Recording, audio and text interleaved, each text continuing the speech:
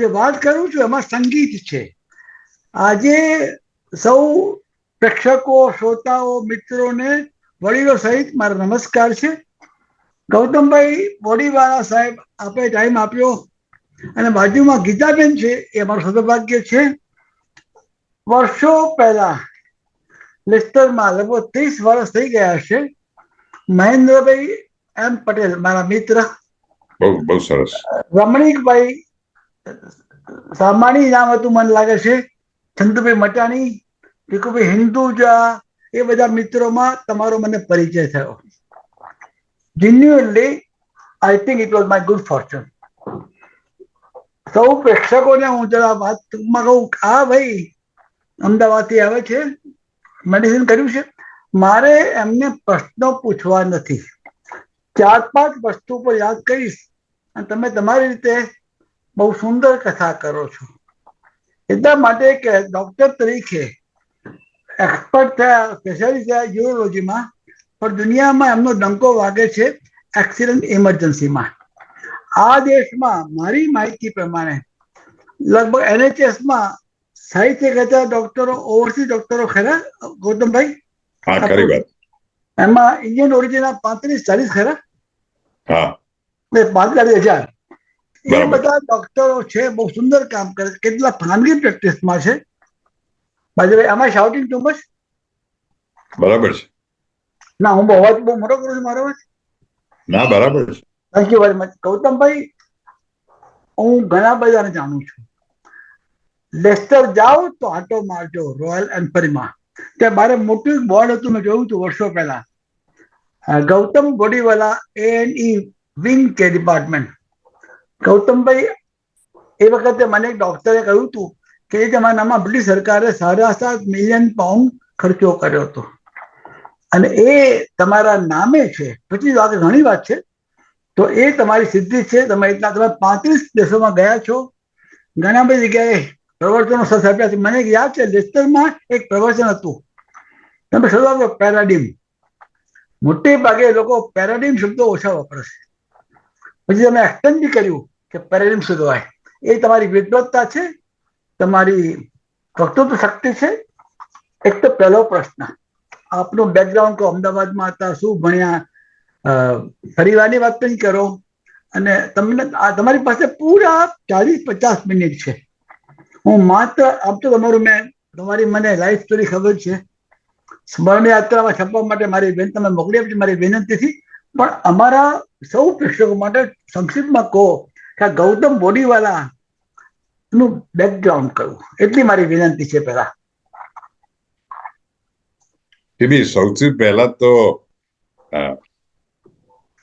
તમને નમસ્કાર, તમને અભિનંદન, એટલા માટે કે તમે જે ABFPL ગ્રુપ સ્થાપીને જે સમાજ સેવાનું કાર્ય કરો છો, એ બહુ જ અજુગતું છે. અને એના માટે અમે સર્વે ગુજરાતીઓની એશિયન કમ્યુનિટી વાળા તમારો બહુ જ સહૃદય આભાર માનીએ છીએ. અને બીજો આભાર માનવાનો કે તમે આટલા પ્રેમથી મને યાદ કરી આજે સુનેરી સંગતમાં બોલાયો, એ મારા માટે પુષ્કળ આનંદની વાત છે. તમે ગીતા અને મારી વાઈફને યાદ કરી, પણ અનફોર્ચ્યુનેટલી અત્યારે અમારા ગ્રાન્ડસનને સ્કૂલે લાવવા જવાનો સમય ગયો છે, એટલે હમણાં જ ગવી ને પછી આવીને કદાચ જોડાશે ખરી. એટલે આશા રાખું છું કે આઈને જોડાઈ શકે. એટલે આ જે કાર્ય કરો છો, એ કાર્યના 2 ફાયદાઓ છે. એક ફાયદા તો આખો સમાજ ભેગો થઈ શકે છે તમારા માધ્યમ દ્વારા, અને એમાં તમે જે પીરસો છો એનો અમે પુષ્કળ લાભ લઈએ છીએ. મારો જન્મ અમદાવાદ, ગુજરાતમાં થયેલો, અને હું બહુ ઓછા, તમારા જેવા બહુ ઓછા માણસો છે કે મોટા ભાગની ગુજરાતી કમ્યુનિટી આ દેશમાં ઈસ્ટ આફ્રિકાથી આવેલી,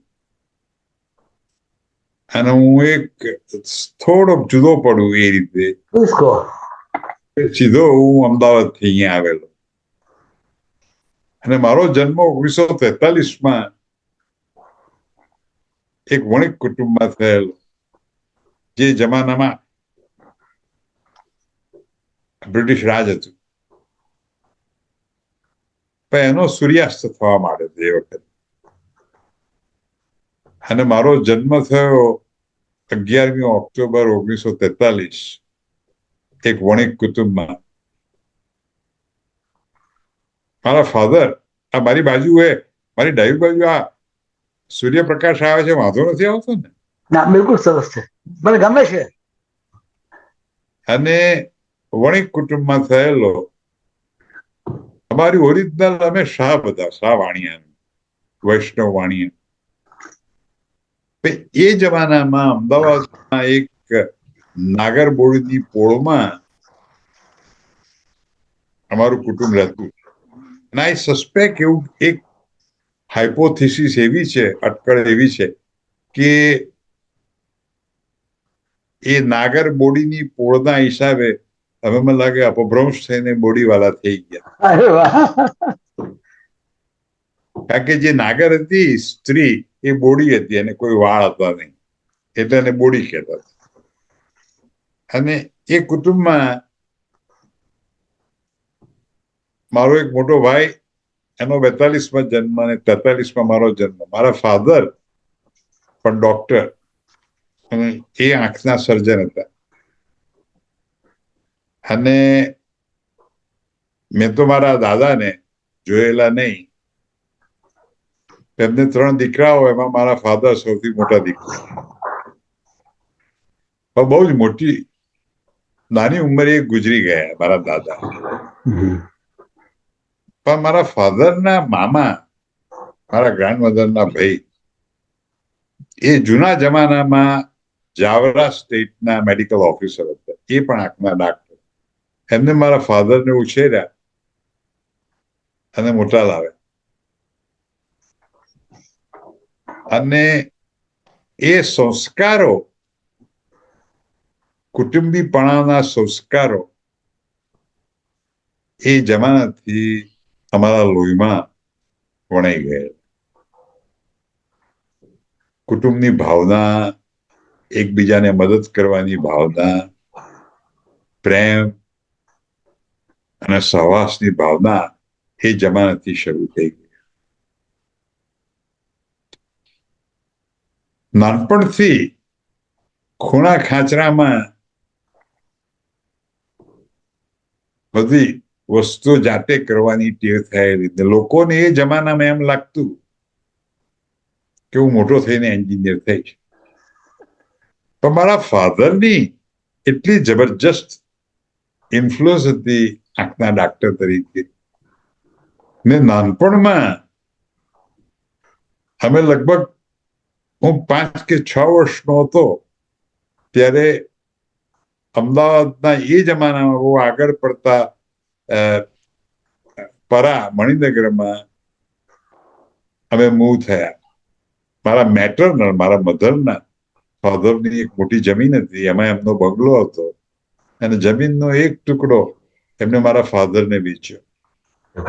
મારા ફાધરે મકાન બનાવ્યું અને એ મકાનમાં એક રૂમમાં એ ઘણી વખત ઓપરેશનો કરતા. એમનું નર્સિંગ હોમ ઓરિજિનલી તો જેને આપણે સિટી સેન્ટર કહીએ અત્યારે, એવા સારંગપુર લત્તામાં એમનું નર્સિંગ હોમ હતું, પણ ઘરમાં બી ઓપરેશન કરતા. અને આ જમાનામાં જે કોન્ફિડન્શિયાલિટી ને એ બધાના હિસાબે આવું થઈ શકે નહીં. એ જમાનામાં આજથી 75-80 પહેલા એવું કંઈ હતું નહીં કે મારા ફાધર ઓપરેશન કરતા તો હું જઈને ઉભો રહેતો. અને એ ઇન્ફ્લુઅન્સ એવી વણાઈ ગઈ મારામાં કે નાનપણથી ડોક્ટર થવાની ઘેલછા ને ઘેલછા ચાલુ રહી. ને અમદાવાદમાં બહુ જૂના જમાનામાં, આજથી 200 વર્ષ પહેલા લગભગ, બ્રિટિશ રાજમાં એક પારસીએ દાન આપેલું, એની મેડિકલ કોલેજ થયેલી. મેં મારું મેડિકલ એજ્યુકેશન લીધું અને 1966 હું ડોક્ટર થયો. પણ જે પેલી હાથની કારીગરીની વાત મેં તમને કરી, એના હિસાબે કાયમ પહેલેથી મનથી એમ થયા કરે કે હું સર્જન થઉં. નાનપણથી સીબી તોફાન મસ્તી તો ખરું એક તરફ, પણ બીજી તરફ આગળ વધવાની તમન્ના. અને મેડિકલ કોલેજના યુનિયનમાં પણ હું ભાગ લઉં, એનો પ્રેસિડેન્ટ થયેલો, સેક્રેટરી થયેલો, એમાં પણ હું ભાગ લઉં. અને એ વખતે યાદ હશે, આપણા એક મોરારજી દેસાઈ વડાપ્રધાન થયેલા, એમના નાના ભાઈ નાનુભાઈ દેસાઈ મારા ફાધરના કન્ટેમ્પરરી. અને જ્યારે સર્જિકલ ટ્રેનિંગની વાત આવી ત્યારે નાનુભાઈ અમારા નીલને કીધું કે આ બોડીવાલા મારા હાથે મારા યુનિટમાં ટ્રેન થવા આવે. અને એ જમાનામાં 3 વર્ષની ટ્રેનિંગ લઈ 66માં હું બેઝિક ડોક્ટર થયો અને 69માં આઈ ક્વોલિફાઈડ એઝ અ સર્જન અમદાવાદની અંદર. અને જે મેં પેલા આથમતા સુરતની વાત કરી બ્રિટિશ રાજની, પણ એ જમાનાની અંદર મેડિકલ એજ્યુકેશન ને મેડિકલ ટ્રેનિંગ ઇંગ્લેન્ડની અથવા યુનાઇટેડ કિંગડમની હજી પણ વિશ્વવિખ્યાત હતી. એટલે સર્જન થયા પછી પણ મનથી એમ થાય કે કોઈ જાતનું વધારે આગળ સ્પેશિયલાઇઝેશન કરવું છે અને ઇંગ્લેન્ડ જઈને કરવું છે. અને એ વખતે એક એવો ગાડૈયો પ્રવાહ હતો સીધી કે મારા ક્લાસના મોટા ભાગના લોકો જે પરદેશ જતા હતા એ અમેરિકા જતા હતા. પણ અમેરિકામાં કોઈ ક્વોલિફિકેશન ના મળે ને એ જમાનામાં અમેરિકાની ડિગ્રી આપણે ત્યાં રેકગ્નાઇઝ નહોતી. એટલે જયારે આખો પ્રવાહ અમેરિકા તરફ હતો તો મારા જેવા 3-4 મારા ક્લાસના લોકો હવે ઇંગ્લેન્ડ આવે, એમાંનો હું એક. અને એ વખતે ઘણી વખત મારા મધર મને કહ્યા કરે કે હવે ઉંમર થઈ જાય, તારી ઉંમર એટલે 26-27 વર્ષ, પણ તું જાય તો લગ્ન કરીને જાય. લગ્ન કર્યા આગળ જઈશ. કદાચ એક મનથી એમને એમ બીક હોય હું અહીંને કંઈક આવડો બંધાઈ જાઉં, એના કરતા ત્યાંથી જ મને બાંધીને મોકલી આપ મશ્કરી. પણ મારા દાદા જે મારા મધરના ફાધર સામે રહેતા હતા, એમની પણ અમારી ઉપર પુષ્કળ ઇન્ફ્લુઅન્સ. જે મારા ફાધરના મામાએ એમને ઉછેર્યા, એ રીતે મારા મધરના ફાધરની પણ અમારા ઉપર પુષ્કળ ઇન્ફ્લુઅન્સ. સીબી બહુ નવાઈ લાગશે, પણ હું સાંજે મેડિકલ કોલેજમાંથી આવું અને સાંજે એ ઓટલા ઉપર બેઠા હોય, એ જમાનાની અંદર એ યુનિવર્સિટીમાંથી ગ્રેજ્યુએટ થયેલા મારા ગ્રાન્ડફાધર, અને વર્ષો પહેલા સાયકલ ઉપર એક મિલમાંથી બીજી મિલમાં જાય અને એમને જબરજસ્ત મોટો ટેક્સટાઇલ મશીનરીનો ધંધો એસ્ટાબ્લિશ કર્યો. અને માન્ચેસ્ટરથી મશીનરી એ ઇમ્પોર્ટ કરતા અને અમદાવાદ, જેને માન્ચેસ્ટર ઓફ ઇન્ડિયા તરીકે, એમાં એ ટેક્સટાઇલ મિલોમાં એ આ મશીનરી વેચે. અને સાંજે કોલેજમાંથી આવું એટલે મને બોલાવે અને મારી જોડે બધી વાત કરે કે શું શીખ્યો. એની સાથે એ ગીતાના શ્લોકો કે એમાંથી જીવનને લાઈફની અંદરની ફિલોસોફી કઈ રીતે વણાઈ ગયેલી એની બધી વાતો કરે. એટલે ધર્મ સાથે થોડી ફિલોસોફી બી અમારા મનમાં એ ધીરે ધીરે ઉતારે. એટલે જૂના જમાનાથી મારા દાદા અને મારા ફાધરની અમારા ઉપર જબરજસ્ત ઇન્ફ્લુઅન્સ પડેલું. અને એમાં એ મુંબઈમાં એક રોપ મેન્યુફેક્ચરિંગ ની કંપની હતી જે ઓરિજિનલ ખંભાતના વાણિયા પણ મુંબઈ થાણામાં વસેલા. એમની ગ્રાન્ડ ડોટર સાથે કે તું હવે લગ્ન કર. મેડિકલ કોલેજમાં તો આપણે બધા સાથે ફર્યા કરતા હોઈએ. એટલે કોની સાથે સ્થાયી થવું, ક્યાં સ્થાયી થવું, શું એ બધા વિચારો આયા કરે. અને એ જમાનાની અંદર બહુ જ અનયુઝ્યુઅલ કે ગીતા અમારે ત્યાં આવીને અઠવાડિયું રહેલી. આપણે તો માગવું આવે, અમુક વખતે મળો, અમુક વખત ના મળો, બે જણા હા થાય, વિવાહ થાય, પછી લગ્ન થાય. બહુ જ અનયુઝ્યુઅલી હું ને ગીતા થોડો વખત ફર્યા. નક્કી કર્યું કે આપણે હવે જીવનમાં સ્થાયી થઈ ગઈ. એટલે ઇંગ્લેન્ડમાં આવ્યા પહેલા મારા લગ્ન થઈ ગયા. અને એની જે સર્જિકલ ટ્રેનિંગ કરેલી નાનુભાઈ દેસાઈ, એ પણ સુરતના ઓરિજિનલી, એ મારી સાથે અમારા લગ્નમાં મુંબઈ આવેલા. આપણે જાન લઈ જવાની હોય એમાં. હજી મને એ દિવસો યાદ છે. આખી વ્યવસ્થા બહુ જુદી હતી. તમારે સવાલ પૂછવો હોય તો વચ્ચે ઇન્ટરપ્ટ કરજો તમે. મારું ગુજરાતી તમારા જેટલું સરસ નથી એટલે હું વચ્ચે ઇંગ્લિશ બોલું તો માફ કરજો મને. અને એ જમાનામાં બહુ જ ઇન્ડિયાની ઓછી મેડિકલ કોલેજમાં મારી મેડિકલ કોલેજ આ દેશની જનરલ મેડિકલ કાઉન્સિલ જે લાયસન્સિંગ ઓથોરિટી છે અમારા ડોક્ટર, એની રેકગ્નાઇઝ હતી. એટલે અમદાવાદમાં બેઠા બેઠા મને અહીંયા પ્રેક્ટિસ કરવાનું ફૂલ લાયસન્સ મળી ગયા. અને કમ્યુનિકેશન તો બહુ ઇઝી હતું નહીં. અમે જે મણિનગરના લત્તામાં રહેતા હતા, મારા ફાધર ડોક્ટર એટલે ઘરમાં ટેલિફોન. પણ ઇંગ્લેન્ડમાં ટેલિફોન કરવું હોય તો પોસ્ટ ઓફિસ જવું પડે. કમ્યુનિકેશન કરવું હોય, તાર કરવું હોય તો પોસ્ટ ઓફિસ. અને અમારા એક મિત્ર, મારા ફાધરના એક મિત્રના ઓળખીતા સંડરલેન્ડમાં હતા. એના થ્રુ મને સંડરલેન્ડમાં પહેલી જોબ મળી. મેં તમને પહેલા વાત કરી એ પ્રમાણે મારે કરવું હતું યુરોલોજી, એટલે કિડની અને બ્લેડરનો સર્જન થવાની મારી ઈચ્છા.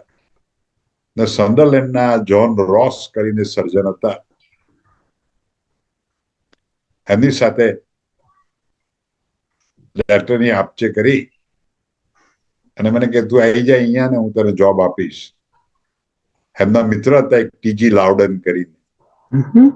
આ દેશમાં કેઝ્યુઅલ્ટી ડિપાર્ટમેન્ટની જો શરૂઆત કરી હોય તો લાઉડન કરીને, મિસ્ટર લાઉડન. આ દેશમાં સર્જનોને મિસ્ટર કહેવામાં આવે છે. એનું કારણ એ કે જૂના જમાનામાં સર્જરી અજામ કરતા. એટલે અજામને તમે દુકાનની બહાર જુઓ તો પેલો વાદળી અને લાલ રંગનું ચકરડું ફરતું હોય અને સફેદ, લાલ એ રોહિત, સફેદ એ પાટો, એ એનું સિગ્નિફિકન્સ છે. ને ખરા ડોક્ટરો ફિઝિશિયન, એટલે ફિઝિશિયનને જ ડોક્ટર કહેવાય. સર્જન જૂના જમાનામાં અજામત, વાળ કાપવા વાળા, એટલે એને મિસ્ટર જ કાંઈ કહેવામાં આવે. અને એ પ્રથા હજી આ દેશમાં હજી ચાલુ રહી છે. એટલે મને કીધું તું અહીંયા આવી જા. ને મને હજી યાદ છે, અમદાવાદની મેઇન પોસ્ટ ઓફિસમાં હું ને મારા ફાધર ગયા, ત્યાંથી ટેલિગ્રામ કર્યો, એર ઇન્ડિયાની ટિકિટો લીધી, લગ્ન થઈ મને 6 મહિના થયેલા, એર ઇન્ડિયામાં બેસી ને આ દેશમાં અમે આવી ગયા. મારા ફાધર બહુ જ પ્રેમથી એક ઘૂસ મારી, શુદ્ધ ગુજરાતીમાં તો કહું, he was a pushy fellow. He came right inside. એ જમાનામાં સિક્યોરિટી ને એ બધી આના જેટલી ભાંજગડો નહોતી આવી. ને મને ખભે હાથ મૂકીને મને કહે છે સીબી કે બેટા, never forget, there is always room at the top.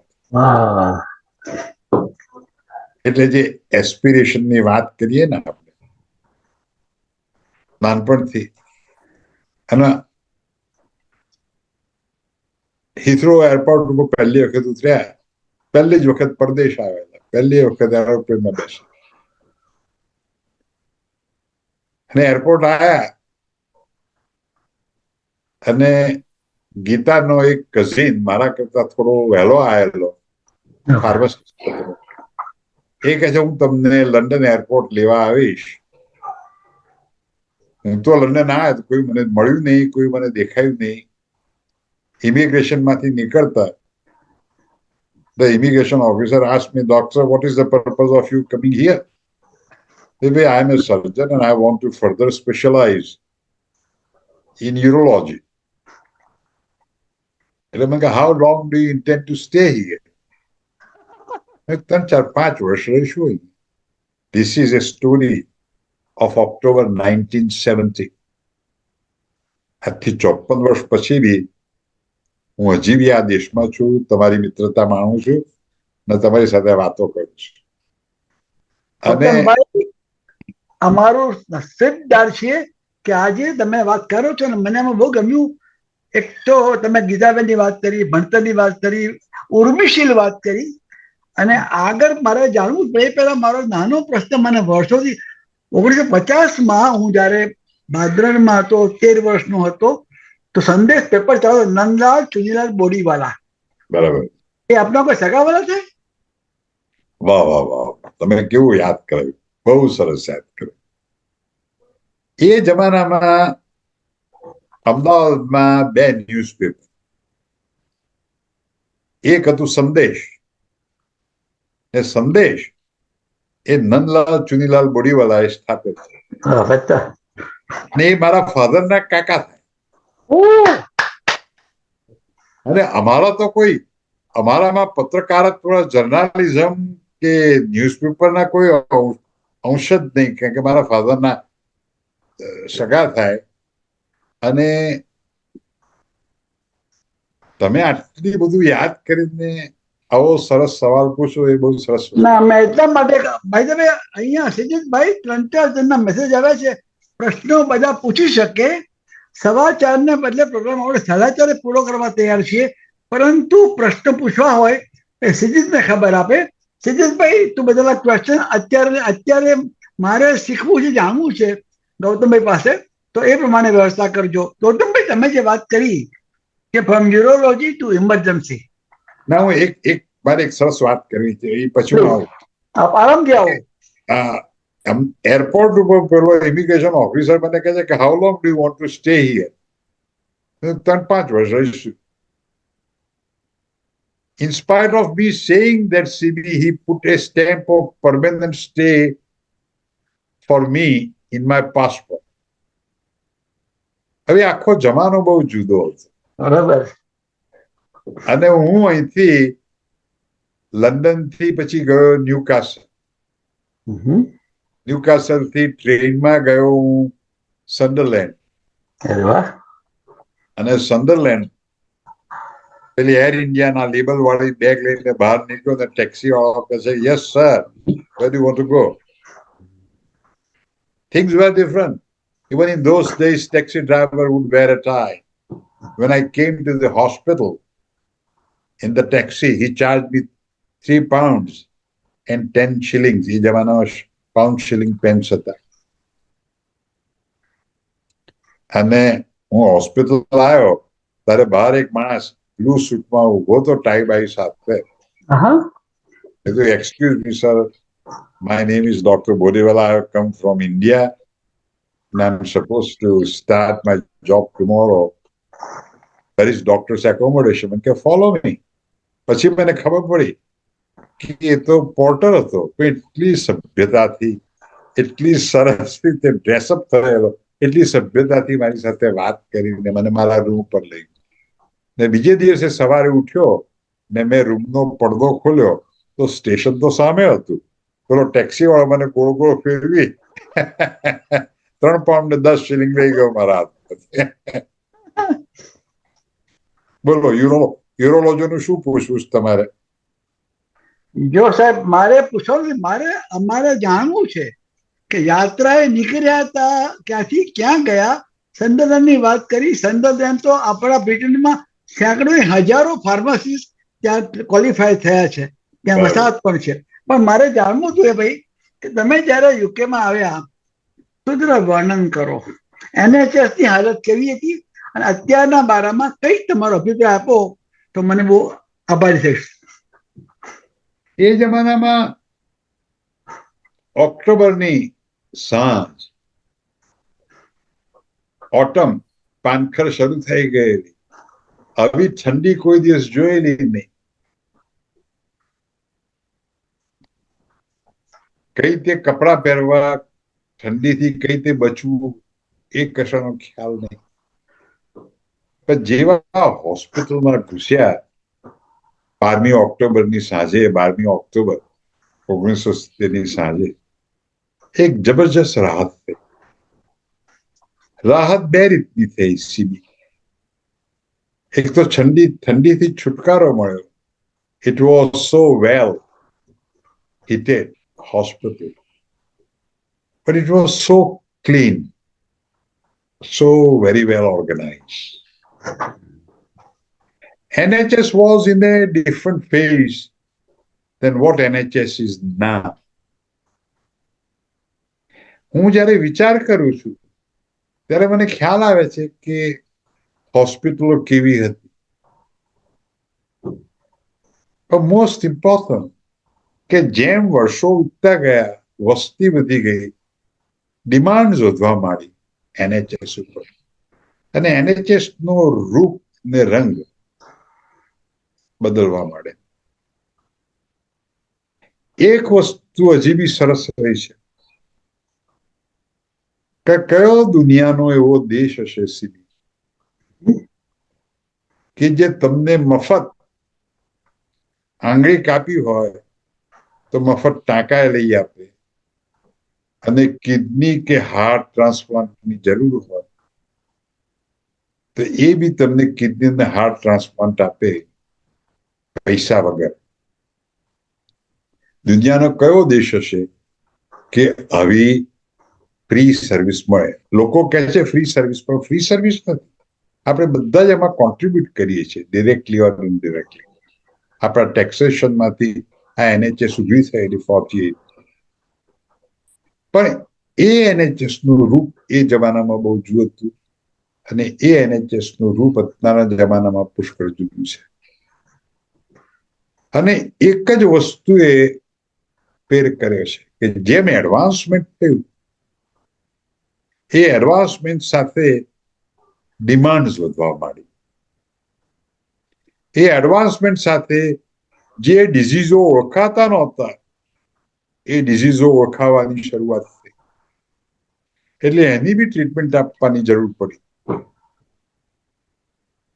ટેકનોલોજીમાં ફેર આવે, ઇન્ડસ્ટ્રીયલાઇઝેશન વધવા માંડ્યું, આપણે ટ્રાફિક વધવા માંડ્યું, એટલે રોડ ટ્રાફિક એક્સિડન્ટ થવા માંડે. ઇન્ડસ્ટ્રીયલાઇઝેશન વધવા માંડે, એની સાથે એસોસિએટેડ એના ડિઝીઝ હોય, ઇન્ડસ્ટ્રીયલ એક્સિડન્ટ, ઇન્ડસ્ટ્રીયલ ડિઝીઝ, એ વધવા માંડે. રેકગ્નિશન વધવા માંડ્યું. જે જૂના જમાનામાં સીધી કેન્સર ડિટેક્ટ ન થવા માંડે, એ કેન્સર આજે નવા ડિઝીઝો બધા ડિટેક્ટ થવા માંડે. એટલે એ બધા સાથે, વસ્તી વધારા સાથે NHS ઉપર ટ્રિમેન્ડસ ડિમાન્ડ્સ પડવા માંડી અને કોઈ કારણસર ડિમાન્ડ ને સપ્લાયનો મેળ ખાઈ શકતો નથી અને એ પ્રોબ્લેમ્સ અત્યારે આપણે સફર કરીએ છીએ. મારે 3 બાબત, સોરી માફ કરજો, હું ઇન્ટરપ્ટ નહીં કરું પણ તમે વાત કરો. બીજા 3 મુદ્દાઓ પર પણ આપ મને આવતા અડધા કલાકમાં કહેજો. એક તો તમે મને જાણો કેવી રીતે ઇન્ડિયાથી આવેલો ડોક્ટર 20 વર્ષમાં લેસ્ટર ઇન્ફરીમાં આ મોટું બોર્ડ હોય, £7.5 મિલિયન, એ તમે કેવી રીતે સિદ્ધિ મેળવી એ મારે જાણવું છે. કેમ કે આપણે બધા કામ કરીએ જ છે પણ સત્તાવાળાઓ એ જમાનામાં રંગ વિદેશ પણ હતો, એ મારે જાણવું છે. પછી મને ખબર છે વર્ષો પછી તમે royal college of emergency medicine એનું બી કામકાજ કર્યું ને, પ્રિન્સેસ એન એના પેટ્રન, એ મારે જાણવું છે કે તમે જેને કહેવાય એસ્ટાબ્લિશમેન્ટમાં કેવી રીતે આ પ્રકારે બધા વિશ્વાસ થાવ. છેલ્લો મારો પ્રશ્ન પૂછું ભારતના બારામાં. આપ નિયમિત ભારત જાઓ છો. મારી દ્રષ્ટિએ ભારતમાં જે કંઈ થઈ રહ્યું છે આરોગ્ય ક્ષેત્રે, આ 3 મુદ્દા મારા અગત્યના છે. અને I will stop about 5 to 4. પછી કોઈ પ્રશ્ન પૂછવા હોય તો પાકા લાગે એમને માટે. આપ આરામ સમજી કરું પ્લીઝ. તમે કથા કરો, અમે તમારા શ્રોતાઓ છીએ. જરૂર. તમે એક સ્પાયની માફક મારી જિંદગીભરની આખી હિસ્ટ્રી જાણી લીધી છો અને એના માટે હું તમને અભિનંદન આપું છું. હું ઓરિજિનલ આવેલો આ દેશમાં યુરોલોજિસ્ટ થવા માટે, કિડની બ્લેડરના સર્જન થવા માટે, અને મેં સંડરલેન્ડમાં કામ કર્યું. ત્યાર પછી હું સ્કોટલેન્ડ ગયો અને તમને બહુ સરસ વાત કરી કે જયારે મેં સ્કોટલેન્ડમાં 1 વર્ષ અહીંયા કામ કર્યું સંડરલેન્ડમાં, અને હું સ્કોટલેન્ડમાં ઇન્ટરવ્યુ આપવા ગયો ત્યારે સ્કોટલેન્ડમાં જે જોબ હતી એ ઓર્થોપેડિક અને યુરોલોજી ટ્રેનિંગ રજિસ્ટ્રારની કમ્બાઇન્ડ જોબ હતી, બહુ unusual. અને ઇન્ટરવ્યુમાં મને senior orthopaedic surgeon mister Watt હતો, એને સવાલ પૂછ્યો કે તમે 1 વર્ષ પહેલા ઇન્ડિયાથી અહીંયા માઇગ્રેટ થયા અને 1 વર્ષમાં તમે બીજી વખત માઇગ્રેટ થાવ છો ઇંગ્લેન્ડથી સ્કોટલેન્ડ, કારણ અને 1 મિનિટ તો હું ક્ષમી ગયો કે શું જવાબ આપો.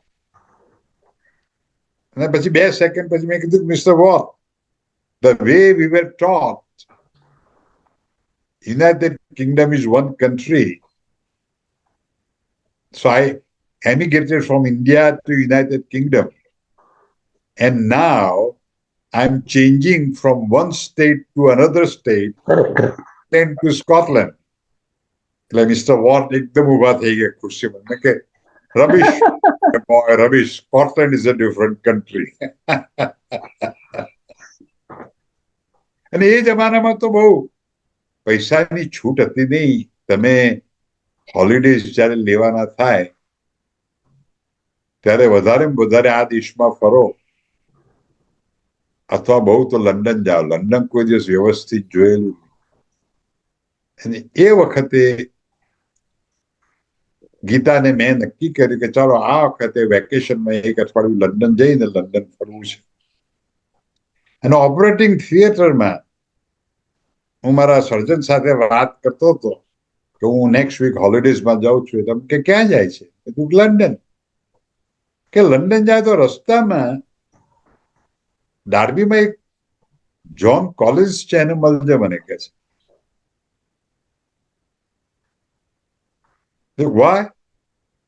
I worked with him for 6 months in the old days, and John is trying to establish a new specialty of accident and emergency surgery. A&E.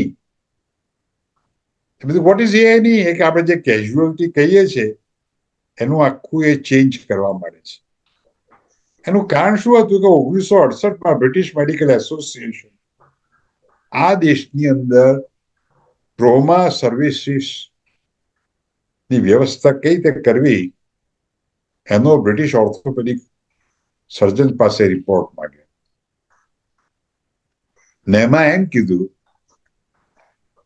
કે આ કેઝ્યુઅલિટી ડિપાર્ટમેન્ટને ચેન્જ કરીને એક્સિડન્ટ એન્ડ ઇમરજન્સી સર્જરી નામ આપવું જોઈએ department. અને trauma સર્વિસીસનો સુધારો કરવો કે અત્યારના કેઝ્યુઅલિટી સર્જન્સ છે એમને બરાબર ટ્રેનિંગ નથી, એમને ટ્રેનિંગ આપવું જોઈએ. એ જમાનાના કેઝ્યુઅલિટી સર્જન્સ બધા બહુ ગુસ્સે થઈ ગયા રિપોર્ટ, એટલે એમને કેઝ્યુઅલિટી સર્જન્સ એસોસિએશન સ્થાપ્યું અને જ્હોન કોલિન્સ જેવા 5-6 ભેગા થઈ અને આ નવી પ્રથા એક્સિડન્ટ ઇમરજન્સી શરૂ કરી. એટલે જયારે અમે હોલિડેઝમાં જતા હતા, ડ્રાઈવ કરતા હતા, મેં ગીતાને કીધું મારે આ જ્હોન કોલિન્સને મળવું છે. ગીતા આખી લાઈફ મને એમ જ કે તને જે ગમે તે તું કર ને હું તને સપોર્ટ આપીશ. રસ્તામાં અમે ઉભા રહ્યા ડાર્બીમાં, ના જ્હોન કોલિન્સને મળવા ગયા. એટલે બહાર મને એક ડોક્ટર મળે, મને કે છે તમારી પાસે એપોઇન્ટમેન્ટ? ના ભાઈ મારી પાસે એપોઇન્ટમેન્ટ તો નથી. છતાં જ્હોન કોલિન્સ મને મળ્યા. મેં કહ્યું I need young man like you, come and join me. We want to start a new specialty of accident and emergency, જેમાં ટ્રોમા ઇન્જરીના પેશન્ટને કઈ રીતે ટ્રીટ કરવા અને ઇમરજન્સીમાં આવતા પેશન્ટને કઈ રીતે ઇનિશિયલ સાર સંભાળ રાખવી, એનો આખો અમે પ્રોગ્રામ બનાવ્યો છે. તારા જેવા યંગ માણસોની જરૂર છે. સીબી કોઈ પણ જાતનો વિચાર કર્યા વગર મેં યુરોલોજીનું ચેપ્ટર બંધ કરી દીધો ના આઈને જ્હોન કોલિન્સ મેં જોઈન થઈ ગયો. અને જ્હોન કોલિન્સ એ જમાનામાં કોઈ ઓફિશિયલ ટ્રેનિંગ તો હતી નહીં. એમને મેક શિફ્ટ ટ્રેનિંગ મારા મતે બનાવી કે એક્સિડન્ટ સર્જરી કે ઇમરજન્સીમાં કઈ રીતે હું તૈયાર થઉં. અને એમાં હું તૈયાર થયો. ડાર્બીમાં હું પહેલો કન્સલ્ટન્ટ એક્સિડન્ટ ઇમરજન્સીની અંદર. અને બાજુના ગામમાં લેસ્ટરમાં નવી 77માં મેડિકલ સ્કૂલ એસ્ટાબ્લિશ થયેલી 1975.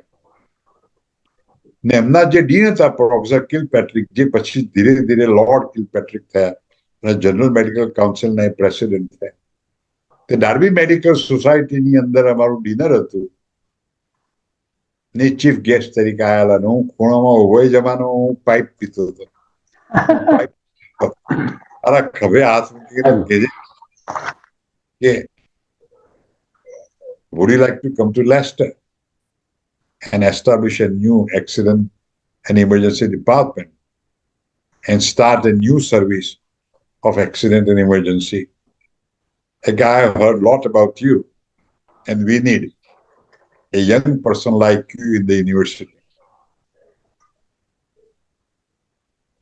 એટલે મેં કીધું હું તો અહીંયા નવો કન્સલ્ટન્ટ થયો છું, મારા સિનિયર કન્સલ્ટન્ટ જ્હોન કોલિન્સને મારે વાત કરવી પડે કે don't worry, I have already spoken to him and he would be delighted if you were to come to Leicester. મારે મારી વાઇફને બી વાત કરી દીધા. I haven't spoken to your wife. I leave it alone. Speak to your wife.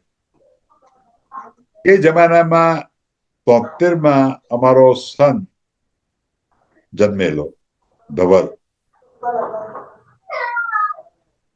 અને આ medical કરિયરની પરંપરા મારા ફાધરના મામામાંથી મારા ફાધરમાં આવી, ફાધરમાંથી મારામાં આવી, મારામાંથી મારા સનમાં ગઈ, મારા ડોટરમાં ગઈ. એ મારો સન આજે યુરોલોજીસ્ટ છે અને નોટિંગહામમાં હેડ ઓફ ધ ડિપાર્ટમેન્ટ છે, જે હું યુરોલોજીસ્ટ થવા આવેલો એ છે. જયારે ગીતા સાથે લગ્નનું નક્કી કર્યું ત્યારે બીએસસી થઈ ગયેલી અને ડેન્ટલ સ્કૂલમાં એડમિશન મળેલું. એટલે જયારે અમે લગ્ન કરવાનું નક્કી કર્યું ત્યારે ગીતા મને કહે છે કે પણ મારા ડેન્ટલ સ્કૂલનું શું? મેં કીધું ચિંતા ના કરીશ, તું લગ્ન કરીને અમદાવાદ આવી જાય પછી આપણે વિચાર કરીએ. અનફોર્ચ્યુનેટલી એ ડેન્ટિસ્ટ તો થઈ ના શકી, પણ પ્યોર બાય કોઇન્સિડન્સ અમારી ડોટર જાનકી ડેન્ટિસ્ટ થઈને she is a senior dentist now in Leicester. એટલે જે મારે થતું એ મારો સન થયો, ને જે ગીતાને થતું એ અમારી ડોટર જાનકી થઈ. ને મારા સન ને મારી ડોટરે અમને બહુ જ વન્ડરફુલ 3 ગ્રાન્ડ ચિલ્ડ્રન આપ્યા છે. મારા સને અમને ગ્રાન્ડ ડોટર નેહા ને ગ્રાન્ડસન નિખિલ આપ્યો છે, ને જાનકીએ એને અમને ગ્રાન્ડસન આપ્યો છે કાયમ. આ 3 ગ્રાન્ડ ચિલ્ડ્રન અમારી ઓટમ, જીવનના ઓટમમાં એક નવો ટાઈમ લાયા છે. પણ હું એક્સિડન્ટ ઇમરજન્સીની વાત કરું, અને જ્યારે હું લેસ્ટર આવ્યો સીબી, ત્યારે એક્સિડન્ટ ડિપાર્ટમેન્ટ વોઝ ઇન એ લથડી ગયેલી હાલત. એ ભંગાર હતું. એક બહુ જ ડેરિલિક્ટ બિલ્ડિંગમાં એક નાનું ડિપાર્ટમેન્ટ, અને એ નાનું ડિપાર્ટમેન્ટને મારે આગળ વધારવાનું, કારણ કે લોર્ડ કિલપેટ્રિકે મને ચેલેન્જ આપેલી કે તું આવ લેસ્ટરમાં ને નવું accident and emergency department establish કર, અને નવી એક્સિડન્ટ એન્ડ ઇમરજન્સી એ ડિપાર્ટમેન્ટમાં કોઈ વ્યવસ્થિત ડાક્ટર કે નર્સિસ નહીં. પેશન્ટોને વ્યવસ્થિત ટ્રીટમેન્ટ મળી શકતી નહોતી ઇમરજન્સી. એટલે મને હજી યાદ છે સીબી પહેલા અઠવાડિયામાં જ્યારે હું ડિપાર્ટમેન્ટમાં ફરતો હતો, મારા મનમાં એક એવો સવાલ આવ્યો કે have I taken the right decision in my life. ત્યારે મને લોર્ડ કિલપેટ્રિકનું એક વાક્ય યાદ આવી ગયું કે Gautam, are you prepared two accept the challenge? અરે વાહ! If you are prepared to accept the challenge, then and then come to Leicester. And when you come to Leicester, you establish a new department and new accident and emergency services. એમાં થયું શું કે આવા ભંગાર ડિપાર્ટમેન્ટને આગળ લાવવા હોસ્પિટલના બીજા આગળ પડતા કન્સલ્ટન્ટ્સે એટલો પુષ્કળ ભાગ ભજવ્યો છે મને મદદ કરવા, કે 77માં હું એપોઇન્ટ થયો.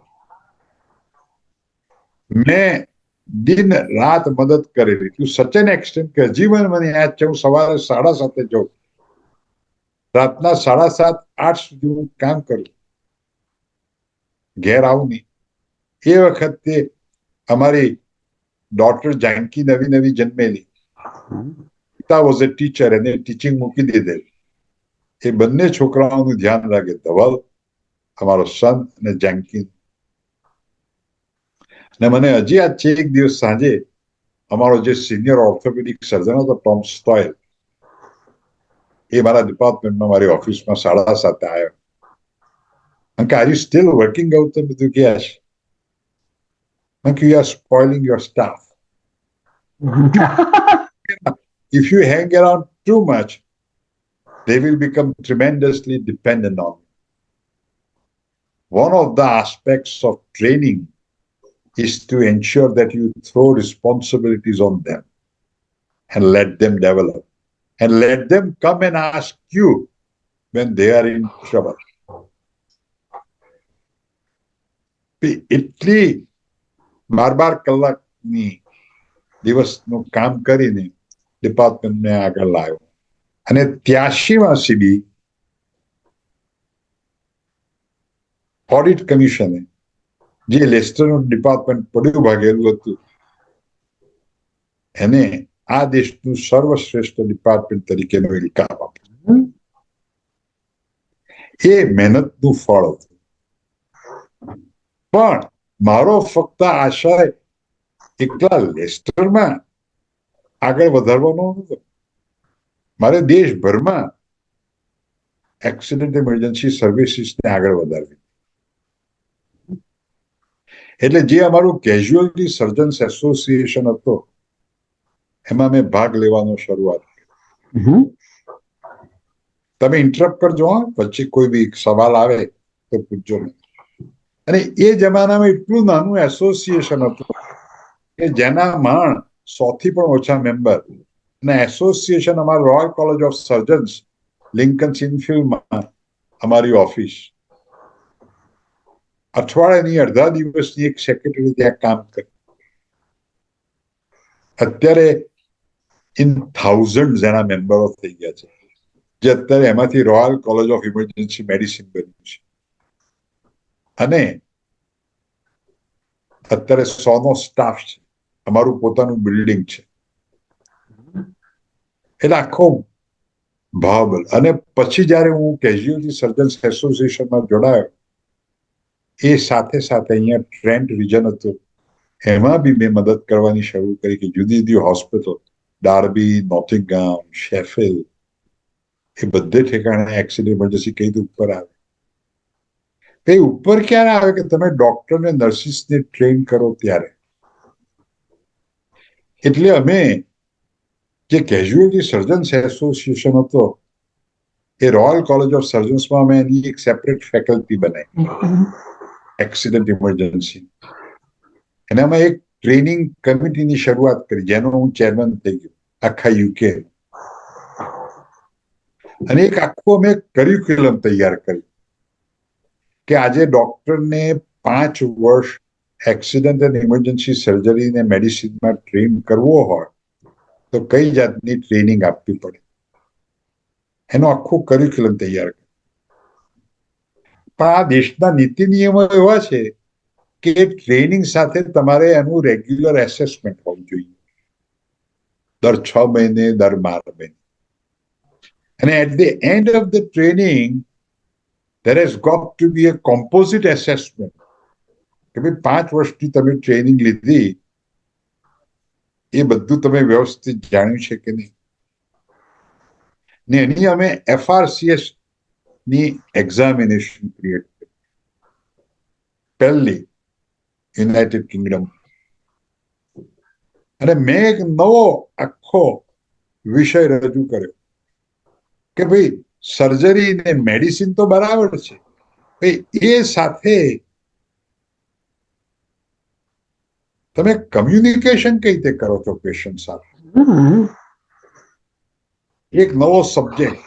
આજે પેશન્ટને ડિસસેટિસ્ફેક્શન હોય તો તમે વાત કઈ રીતે કરો, પેશન્ટના રિલેટિવ મરી ગયા તો તમે બેરીવમેન્ટમાં તમે કઈ રીતે પેશન્ટ સાથે કમ્યુનિકેટ કરો, તમારા ડિપાર્ટમેન્ટને કઈ રીતે મેનેજ કરો, એ બધાનો એક નવો સબ્જેક્ટ મેં ક્રિએટ કર્યો ને એ અમે એક્ઝામિનેશનમાં લીધો એઝ વેલ. અને જેમ દિવસો આગળ ને આગળ વધતા ગયા તેમ એક સમય આવ્યો કે હવે આપણે કોલેજ બનાવવાની તૈયારી કરવી જોઈએ, જેમ કોલેજ ઓફ સર્જન્સ હોય, કોલેજ ઓફ ફિઝિશિયન્સ હોય, કોલેજ ઓફ એનેસ્થેટિસ્ટ હોય, એ રીતે કોલેજ ઓફ એક્સિડન્ટ અને ઇમરજન્સી હોવી જોઈએ. ના આ દેશની પ્રથા પ્રમાણે દરેક કોલેજને રોયલનું બિરુદ મળે અને એમાં એક રોયલ મેમ્બર પેટ્રન થાય. અમારા કોલેજની તો એવી સિનિયોરિટી હતી નહીં કે અમને રોયલનું બિરુદ મળે, એપેલેશન મળે. અને કોણ અમને રોયલ મેમ્બર અમારી પાસે આવી અને પેટ્રન થવા તૈયાર. તો મને બહુ જ પહેલેથી ખ્યાલ હતો કે પ્રિન્સેસ રોયલ, પ્રિન્સેસ એન બહુ જ પહેલેથી એમની ઇમરજન્સીમાં પુષ્કળ ભાગ. એટલે મને થયું મારે પ્રિન્સેસ આનને જઈને મળવું છે. અને હું 3 વખત બકિંગહામ પેલેસ ગયો એમની સાથે વાત કરવા. અને જ્યારે અમે કોલેજ એસ્ટાબ્લિશ કરી ત્યારે મેં એમને કોલેજના ઇનોગ્રેશનમાં ચીફ ગેસ્ટ તરીકે બોલાયા અને મેં પ્રિન્સેસ આનને વિનંતી કરી કે ma'am, we would like you to come and join us as a patron. કારણ કે એ વખતે એ એમ્બ્યુલન્સના એસોસિએશનમાં પુષ્કળ ભાગ ભજવતા હતા, ઇમરજન્સીમાં પુષ્કળ રસ લેતા. બહુ પ્રેમથી એમને મને કીધું કે Gautam, look, I am so busy, I don't have time. આ વાણીઓ છોડે એવો નહોતો સર. હું ફરી પાછો પેલેસ ગયો, પણ જે પ્રિન્સેસ આમના સેક્રેટરી હતા એ મને બરાબર ગાઈડ કરતા હતા કે this is not the way to write, this is not the way to talk, this the way to convince her. અને એ વખતે 89માં કેગવર્થ, તમારા ઈસ્ટ મિડલેન્ડ એરપોર્ટ આગળ પ્લેન ક્રેશ થયો. ને એમાં મારી ટીમે પુષ્કળ ભાગ ભજવ્યો.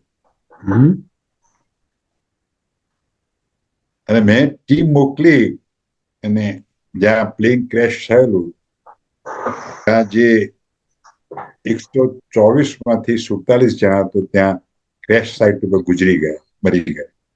બાકીના બધાને હોસ્પિટલ લાયા અને ટ્રીટ કર્યા. અને that was a first plane crash on British land. એની વાતો એટલી બધી આગળ વધવા માંડી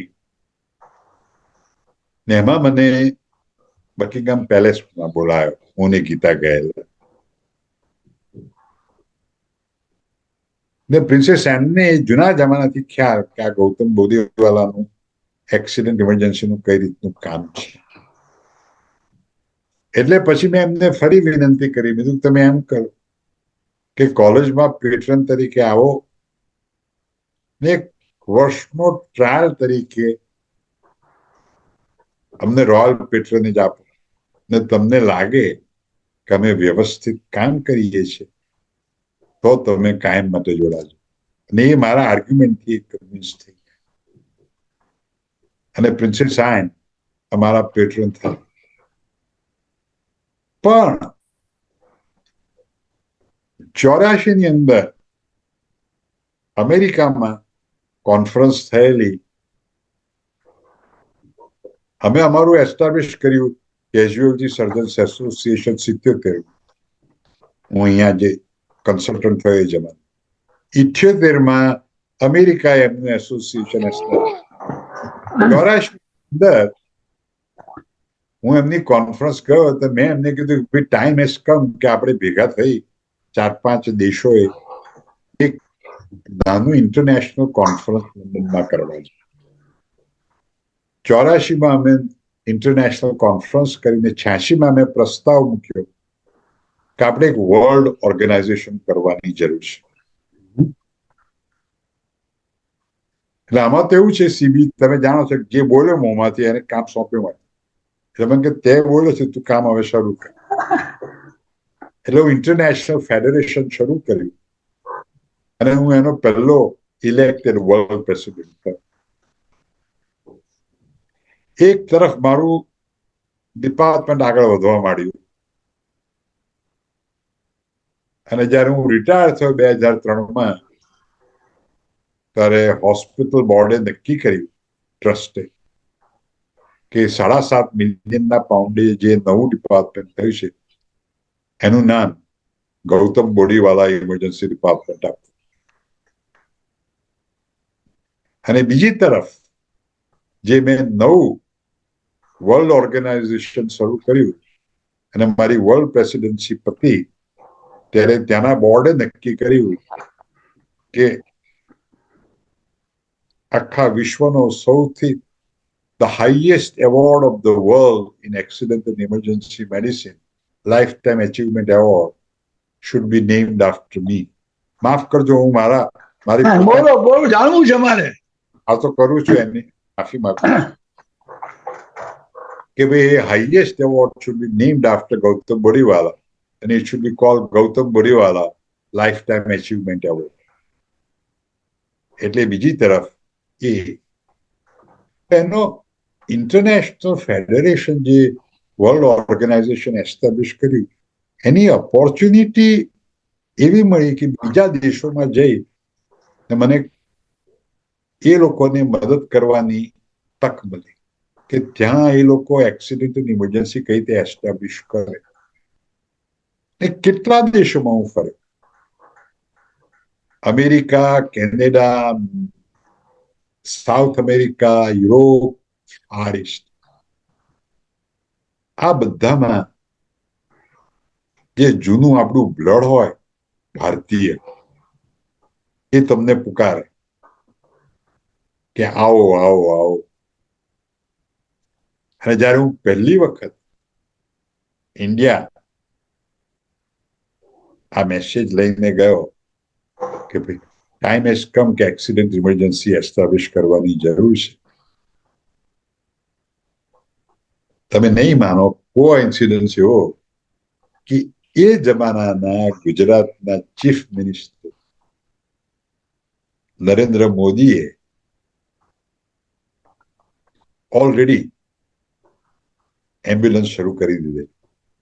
આપણે જેમ અહીંયા 999 ડાયલ કરવાનો એમ્બ્યુલન્સ આવે, ઇન્ડિયામાં તો એવી કોઈ પ્રથા આવતી નહીં.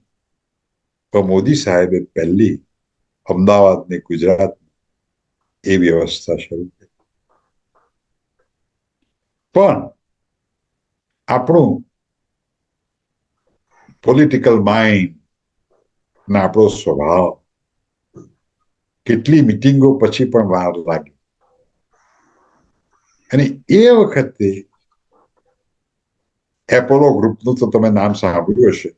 ડોક્ટર રેડ્ડી.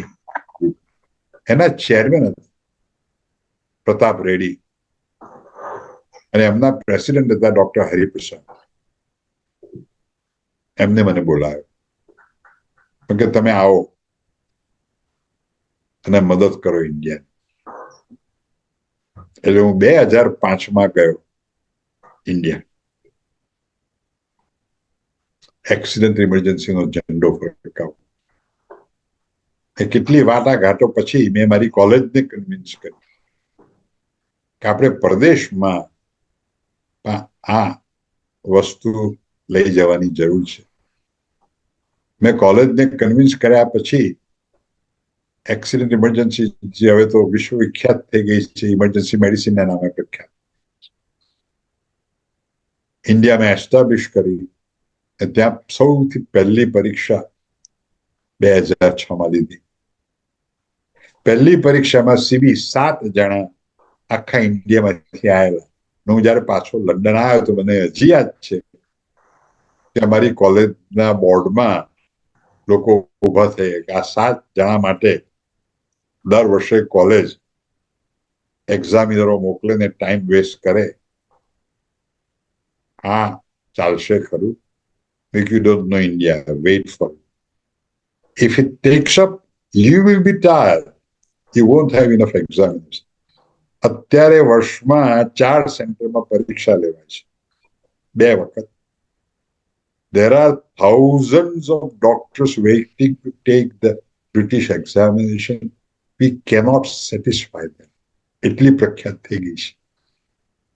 પછી હોંગકોંગ, સિંગાપોર, મિડલ ઇસ્ટ બધે આ પરીક્ષાઓ શરૂ કરી. એટલે આપણો ઝંડો ફેરવતા ફેરવતા ફેરવતા એક્સિડન્ટ ઇમરજન્સી મેડિસિન હવે વર્લ્ડ વાઇડ સ્પેશિયાલિટી થઈ ગઈ છે. ગૌતમભાઈ સાહેબ, ના બોલો. છેલ્લી લગભગ 50 મિનિટમાં તમારી યાત્રાએ ઘણી બધી વાતો કરી, પણ મારે ઘણી બધી વાતો કરાવવી છે. એસ્પિરેશન્સ, અપેક્ષા, સ્થળાંતર, વાળંદના વ્યવસાયમાંથી વાચસ્પતિ બન્યા. એટલે મારી શૈલેષભાઈ, મારી તને ખાસ સૂચના છે, કાલે કે પરમ દિવસે ગૌતમભાઈને ફોન કરો. ઓક્ટોબર મહિનામાં બને તો ફરતી જ અમને આ 3 વસ્તુમાં અમારે જાણવું છે. જરૂર સાહેબ, અપેક્ષા રાખીએ છીએ, પણ કેવી રીતે આગળ વધવું? તમે યુરોમાંથી એઈમાં ગયા ને આજે એઈમાં ડંકો વગાડ્યો. એની એક ટ્રીક ઓફ ધ ટ્રેડ, હું સારી ભાષામાં કહું છું, આઈ વોન્ટ ટુ અન્ડરસ્ટેન્ડ. ઇનોવેશન કરવું, પ્લાનિંગ કરવું, બધાને મોટિવેટ કરવા, મિત્રોને આગળ કરવા, સાહેબોને ખુશ કરવા, સંમતિ લેવી, આ બધું જાણવું છે. બીજું મારે જાણવું છે લેસ્ટર વિશે.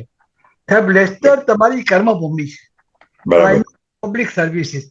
એટલે આવતા કાર્યક્રમમાં લેસ્ટરની વાત કરી, અને મારે બીજી વાત કરવી છે ઇન્ડિયા ઉપર. જરૂર જરૂર. આપણે બધા ભારતથી આવ્યા છીએ.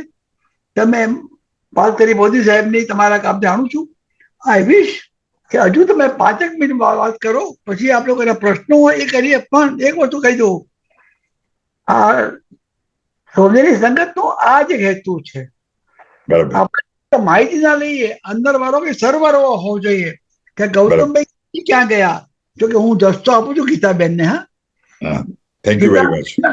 ગીતાબેન આવ્યા પછી તમારું કલ્યાણ થયું. પણ તમારે કહું તમારા પિતા મોટા કાકા નંદલાલ ચુનીવાલ તો એક વાત કરું સાહેબ, મારી પાસે અમારું સુધી એક પુસ્તક હતું 1950 બહાર પડ્યું, સંદેશ બહાર પડ્યું, આરોગ્ય તનનું, મનનું અને ધનનું. અરે વાહ. એટલે હું જયારે મીડિયામાં લખી ગયું છું 73માં, મારા પિતાજી મારા સંન્યાસી હતા ત્યારે એ પુસ્તક ઉપર મેં વિચાર કર્યો કે પવિત્ર વ્યવસાય છે અને કેવી રીતે કરવો. પણ ગૌતમભાઈ આઈ એમ સો હેપી, બીજી 5 મિનિટ તમે બધાને ઉતાવળ નહીં કરતા, તમે તમારે 5 મિનિટ એક્સ્ટ્રા લો, પછી કોઈના પ્રશ્નો હોય.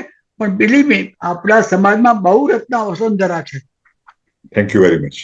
આજે તમે છો, બીજા પણ છો, આવા કોઈ માણસો હોય, કોઈને રેકમેન્ડ કરવું હોય જરૂર મને સંપર્ક કરો. પણ ગૌતમભાઈ, વ્યવસાય, માઇગ્રેશન, સંસ્કૃતિ, તમારા દીકરા દીકરીને પણ મારે આવતા પ્રોગ્રામમાં ભેગા કરવા છે, જો બની શકે તો. કેમ કે તમે જે પરિવારની વાત કરી, તમારા ફેમિલીમાં 3 પેઢી કે 4 પેઢીથી મેડિસિન હોય, ડેન્ટિસ્ટ્રી હોય, આમ સો મૂડ. તો તમે વાત કરો 5 મિનિટ, પછી આગળ જોઈએ. કોઈ પ્રશ્ન ના હોય તો બીજી કરશું આપણે. પણ I am so grateful you made my day. બોલો ગૌતમભાઈ. બોલો. હવે પૂર્ણાવતી તમારે કરવાની. પૂર્ણાવતી તમારી કથાની 5 મિનિટ તમારી. પૂર્ણાવતી હું તો બોલ્યા 50 મિનિટથી હું બોલ્યા જ કરું છું સીબી. મને જે તમે સંસ્કાર અને સંસ્કૃતિની વાત કરો છો ને, એનો પુષ્કળ મને આનંદ છે. અમારા બ્લડમાં મેડિસિન આવી ગયું છે. મારી ગ્રાન્ડ ડોટર છે નેહા, હજી તો 12 વર્ષની વાત છે. વચ્ચે જતા જતા એક દિવસ હું પૂછતો તો સ્કૂલે જતા કે તારે શું થઈશ મોટી થઈને. 12 વર્ષની છોકરી કે મારે મેડિસિન કરવું છે. સાચું છે કે ખોટું એ ખબર નથી. જે પરંપરા જળવાય છે. મારા ભાઈની ગ્રાન્ડ ડોટર ઓલરેડી મેડિસિનમાં ગઈ છે. પણ મારા ફાધર કહેતા હતા સીબી કે અમારા વ્યવસાયનો, અમારા પ્રોફેશનનો એક ફાયદો એ છે કે અમે જાણે અજાણે, ગીતા આવી ગઈ, ગીતા સીબી કહે છે કે ગીતાબેનનો આભાર માનો કે ગીતાબેનના આયા પછી પ્રગતિ થઈ ગઈ છે. સીબી, મારા ફાધર કહેતા હતા કે જાણે અજાણે આપણા પ્રોફેશનનો ફાયદો એ છે, આપણા ઓક્યુપેશનનો ફાયદો એ છે કે તમે સેવા કરો છો. સેવા કોની કરો છો? કે જેને વાગ્યું હોય, જેની તબિયત ખરાબ હોય, those who are ill and injured, knowingly or unknowingly, you serve a human being. That is the biggest advantage. That is the biggest advantage. And I hope કે અમારા ગ્રાન્ડ ચિલ્ડ્રન આ વસ્તુ કન્ટિન્યુ કરે.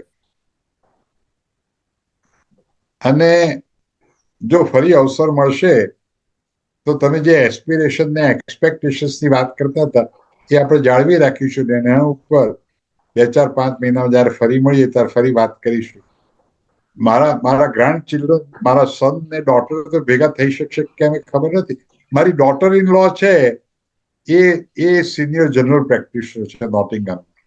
એટલે જો કોઈક વખત એવો પ્રસંગ આવે કે મારા સન, મારી ડોટર ઇન લો બધાને ભેગા કરી અને વાત કરવી હોય મેડિસિન, હેલ્થ કેર અને NHS ની, જેવું થઈ શકતું છે તેવું બી કરીશું આપણે. હું અમને પૂછ્યું પણ બધા કામ કરતા હોય એટલે કયા દિવસે આ કરવું એ બહુ મુશ્કેલી છે બધાને ભેગા કરવા. ગૌતમભાઈ, અમારે તમારો ફાયદો લેવો છે, માફ કરજો. કેમ કે તમારી આજની વાતચીતમાં મેનેજમેન્ટ સ્કૂલો શીખવાડે છે ને, ઇનોવેશન, સ્પ્રેડિંગ યોર વિંગ્સ, કેવી રીતે કામ સરસ કરવું, એ પણ વાત કરવી છે. પણ genuinely this was a different type of હૃદયની સંગત. ખરી વાત છે. એટલા માટે કે તમે જે વાત કરી સેવાની, ગીતાનો એક અર્થ મારા માટે એવો છે, ગીતા એટલે ભગવદ ગીતાની વાત કરું છું, કે દરેક કાર્ય એ સેવા છે. ખરી વાત છે, સાચી. ભગવાન કૃષ્ણએ અર્જુનને કહ્યું કે ભાઈ તું જે કઈ કામ કરું, પછી તારા માટે હોય, વાઇફ માટે હોય, જોબ માટે હોય, ફેમિલી માટે હોય, પણ જે તમારો કર્મ સેવા યજ્ઞ છે. આઈ એમ વેરી ટચ. તમારા જેવા મિત્રો ઘણા હશે. આવા મિત્રો તો અમને કહેજો. સોનેરી સંગતનો આ જ હેતુ છે. આપણા સમાજને ઓળખાણ કરાવી. તો હવે કોઈના પ્રશ્નો હોય શ્રીજીતભાઈ તો અમને ચાન્સ આપો. ધીરેશભાઈ કોઈના પ્રશ્નો હોય તો જરૂર પ્રશ્ન પૂછે. કૃષ્ણાબેન, તો તમે તમારે કઈ પ્રશ્ન પૂછવો હોય લાગે છે તમે આવો મેદાનમાં. હેલો, સંભળાય છે બેન? ઓકે.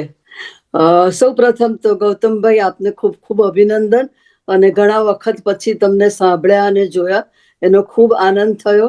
અને સીવી પણ આવી સોનેરી સંગતમાં તમારા જેવા મહાનુભાવોની ઓળખાણ કરાવીને અમને જે લાભ આપે છે એ માટે ખરેખર હું કયા શબ્દોમાં અભિનંદન આપું એ મને ખબર નથી પડતી.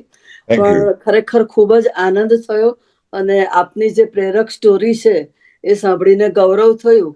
અને આશા રાખું કે આપણી પાસેથી આપણી ભાવિ પેઢી પણ પ્રેરણા લે અને કૌટુંબિક ભાવનાથી લઈને ઇમરજન્સી એક્સિડન્ટ સુધીની જે આપની રોમાંચક સફર છે એમાંથી કંઈક એ લોકો મેળવે એવી ભાવનાથી હું આપને ફરી એકવાર અભિનંદન આપું છું.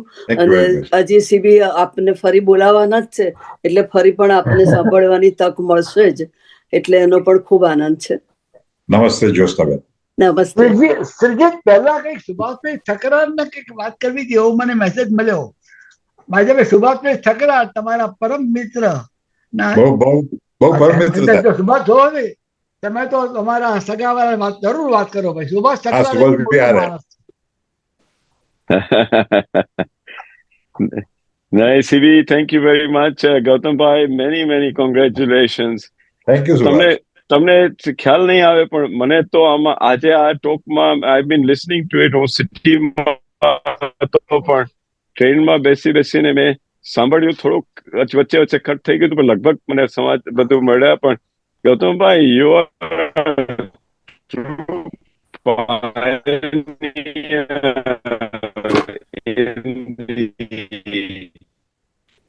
in this field of medicine and a contribution that you have made to humanizing work. And CV, I think this actually proves આ દાખલો એવો છે કે આમાંથી ખબર પડે છે કે જો તમે આ પ્રોગ્રામ રાખો છો સોનેરી સંગતનો, કે જે માણસોને ખાસ નજીક છે, હું ને ગૌતમભાઈ તો ઘણા નજીક છે, લગભગ અને અઠવાડિયામાં એકવાર વાતી પરી કરતા હશો અમે, પણ છતાંય બી મને જેટલી આજે જાણવાની વસ્તુ ખબર પડી તેટલી મને પેલા ખ્યાલ નહોતો.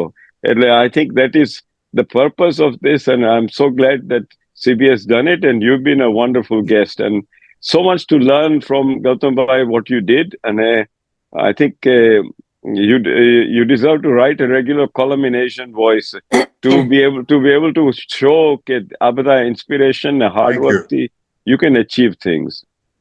CB, આ સુભાષ બહુ સરસ એટલા માટે બોલે છે કે મારા બંને બી જેવો છે એટલે એવી સરસ મારા માટે વાતો કરે છે. બહુ પ્રમાણ મિત્ર છે એ મારો નાનો ભાઈ છે. Thank you. વાળા પુરાણની આજે પૂર્ણાહુતિ નથી. આવતીકાલ સુધીમાં શ્રીજીતભાઈ એની યુટ્યુબ પરથી મૂકશે. અમારા એક કાર્યક્રમની યુટ્યુબમાં 8,000 લોકો જોઈ છે.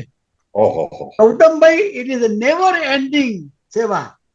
પણ એક વસ્તુ કહી દઉં સુભાષભાઈ, ગૌતમભાઈનું તે મિત્ર માટે ફરતી નામ બોલું છું, જેમાં મળે તો વર્ષો પહેલા આમ પ્રાઉડ કે મહેન્દ્રભાઈ પટેલ, અમનેકભાઈ સામાણી, ચંદુભાઈ મટાણી, ભીખુભાઈ હિન્દોચા, કોઈ પબારી હતા.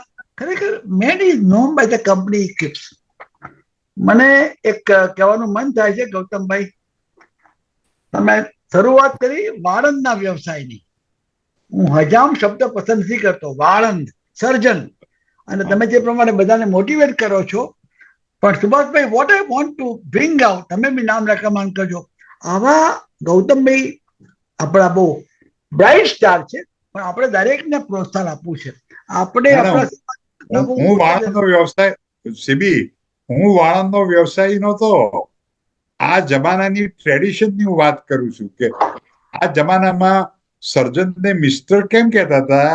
કારણ કે જૂના જમાનામાં વાળંદો સર્જરી કરતા હતા. અમે તો શુદ્ધ વાણિયાઓ, વેપારી માણસો, અમારી જનરેશન વેપારીઓની. ગૌતમભાઈ બોડીવાલા નન્ના ચુડીવાલાના ફેમિલીના મેમ્બર છે કે જે મારા માટે પણ મારી ઈચ્છા છે કુસુમબેન પોપટ મારી મોટી બેન તરીકે ગણું છું વર્ષો. કુસુમબેન આપ બે કંઈક બોલો, કમસે કમ આશીર્વાદ આપો. આવા ગૌતમભાઈ કે સુભાષભાઈ કે બીજા બધા જે છે એ આપણા રત્નો છે. ઘણા મજા આવે, આપણો સમાજ આગળ વધે, ફૂલે ફાડે અને આ દેશને ગ્રેટ નહીં ગ્રેટર બ્રિટન બનાવે એવી મારી વિનંતી. કુસુમબેન આપ પણ આશીર્વાદ આપો. કુસુમબેન અનમ્યુટ કરો. કુસુમબેન અનમ્યુટ કરો બેન, અમારે તમને સાંભળવા છે બેન.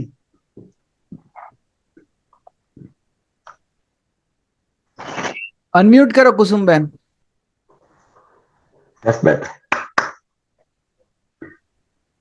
તમે બહુ કલ્યાણકારી સમાજ માટે કામ કરો છો અને આનો ઘણાને લાભ મળે છે અને તમને સંતોષ મળે છે અને હંમેશા આવું જ કરતા રહો અને ભગવાન તમને એને માટે લાંબુ આયુષ્ય આપે એ મારી શુભેચ્છા છે. Thank you very much Kusumben. તો બીજા પણ આપણા યુવક મંડળના પ્રમુખ છે આપણા ઓડિયન્સમાં, ડોક્ટર જગદીશ દવે. એ આપણા ઓડિયન્સમાં સૌથી યુવાન કહેવાય. વાહ વાહ. બહુ ભાષાનું કામ કર્યું. જગદીશભાઈ તમે સાંભળ્યું ઘણું, અમને પણ તમારો વાણીનો કે ટૂંકમાં લાભ આપો તો આઈ બી ગ્રેટફુલ. હેલો, સંભળાય છે? બિલકુલ ક્લિયર સંભળાય છે.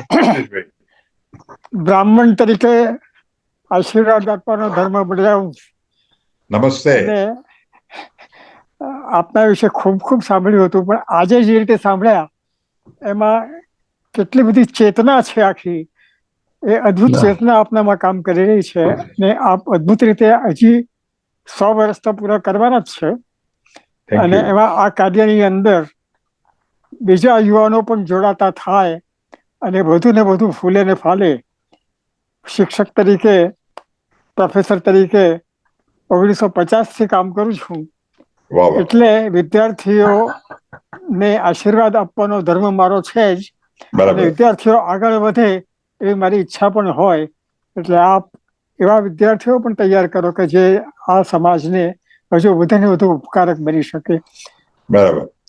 આભાર અને આનંદ થયો અને હજી ફરીથી સાંભળવા જ છે આપને. અને જે એક સૂચના સુભાષભાઈએ કરી તેમ એકાદો કોલમ લખવાની શરૂઆત કરો ગુજરાત સમાચારમાં, દર અઠવાડિયે કશુંક આપતા રહો, અઠવાડિયે નહીં તો 15 દિવસે, તો એ પણ લાભ બધાને કાયમ માટે મળશે. બરાબર બરાબર. ગૌતમભાઈ જગદીશભાઈ દવે મારા વડીલ છે. એમણે એ ઈચ્છા, મારી દ્રષ્ટિએ તમે ગીતાબેનની રજા લઈને નાની મોટી કોલમ શરૂ કરો, વીકમાં લોકોને જ્ઞાન મળે, માર્ગદર્શન મળે, હોસ્ટેલ મળે. કોઈ પ્રશ્નો ના હોય તો પછી આપણે નીરજભાઈ તરફથી આ વખતના સમાચાર સાંભળીએ. કોઈ પ્રશ્નો હોય તો એનો પહેલો અધિકાર છે. બરાબર બરાબર. દિલીપભાઈ આપણે કેવું છે દિલીપભાઈ અમીનને? બોલો બાપુ, બોલો પૈસા. ગૌતમભાઈ એક ખાસ તમને ચીજ નથી કહી જે હું તમને જણાવું. એમને હું બીજે મેડિકલ કોલેજમાંથી પાસ થયો છું. ગૌતમભાઈ અમારા ઘણા સિનિયર છે અને હું બી જીપી હતો ને રિટાયર થઈ ગયો. પણ ગૌતમભાઈ અને બીજા 2-3 ભાઈઓ અમદાવાદ મેડિકલ કોલેજના, એમને 1983માં અમદાવાદ મેડિકલ એસોસિએશન અહીંયા યુકેમાં એસ્ટાબ્લિશ કરેલું. અને એ એસ્ટાબ્લિશમેન્ટ એટલા માટે કરેલું કે જે બધા ગ્રેજ્યુએટ્સ ઇન્ડિયાથી આવતા હતા એમને હેલ્પ થાય ને કેવી રીતના એમને આગળ લઈ જવાને એવી રીતના. અને એ એસોસિએશનમાં અમારા ગૌતમભાઈ પ્રેસિડેન્ટ બી ઘણો વર્ષ રહ્યા અને ઘણું બધું કામ કર્યું અને ઘણા બધાને મદદ કરી ઇન્ડિયાથી જ્યારે આવે ત્યારે અમારા એસોસિએશને. દિલીપભાઈ જય સ્વામિનારાયણ. Thank you Swaminarayan. તો સુજીતભાઈ બીજા કોઈ પ્રશ્ન ના હોય તો આપણે નીરજભાઈ અમારા બ્યુરો ચીફ છે સાહેબ. 17 વર્ષથી ગુજરાત સમાચારના શું કહેવાય સ્તંભ છે. તો આપ સમાચાર આપો, અમને બધાને દુનિયાભરમાં લઈ જાઓ નિલેશભાઈ. વાહ વાહ. Thank you sir.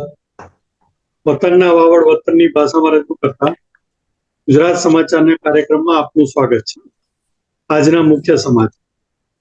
સુનાક સરકાર દ્વારા જાહેર કરાયેલી ફેમિલી વિઝા માટેની આવક મર્યાદાની સમીક્ષા કરવા સ્ટારમર સરકારે આદેશ આપ્યો છે.